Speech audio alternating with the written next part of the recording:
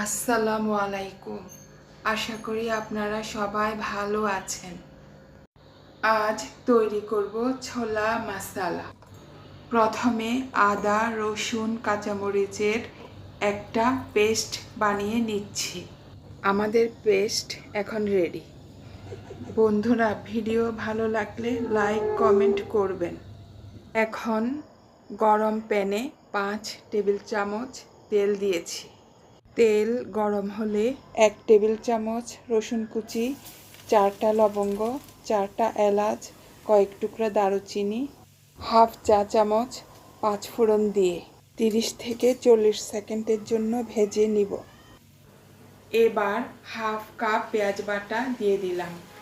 তারপর সামান্য লবণ দিলাম, যা পেঁয়াজকে সিদ্ধ করতে সাহায্য করবে। এবার পেঁয়াজ বাটা ভালো করে মিশিয়ে নিব। তারপর পেঁয়াজ বাটা মিডিয়াম হিটে 1 থেকে 2 মিনিটের জন্য ভেজে নিব। এখন আদা, রসুন ও কাঁচামরিচের পেস্টটা দিয়ে দিব। বন্ধুরা, যা একদম প্রথমে বানিয়েছি। পেঁয়াজ, আদা, রসুন, কাঁচামরিচ সহ সব মশলা আবারও মিশিয়ে নিয়ে কিছুক্ষণের জন্য মিডিয়াম হিটে ভাজবো।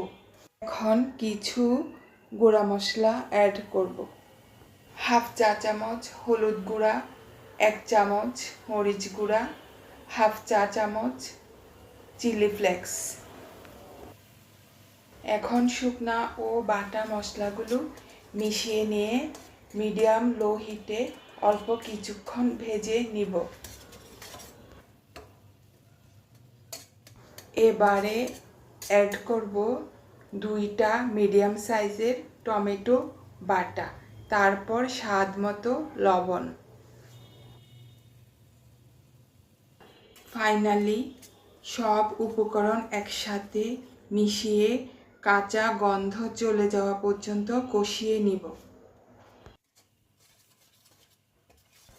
এখন দিচ্ছি আগে থেকে সিদ্ধ করে রাখা 1 কাপ কাবলি ছোলা। এখন দিচ্ছি 1 চামচ ধনিয়ার গুঁড়া, 1 চামচ জিরার গুঁড়া, সামান্য গোলমরিচের গুঁড়া, 2টা তেজপাতা। তারপর সব উপকরণগুলো একসাথে ভালো করে মিশিয়ে নিব। এখন লো হিটে 2-3 মিনিট নেড়ে নেড়ে কষিয়ে নিব। ভালো করে কষানোর পর পরিমাণ মতো পানি দিয়ে দিব। আমরা এখানে ছোলা সিদ্ধ পানি দিয়েছি। পানির পরিমাণ এমন হবে যে ছোলা ডুবানো থাকবে। এখন বলক আসার জন্য অপেক্ষা করছি।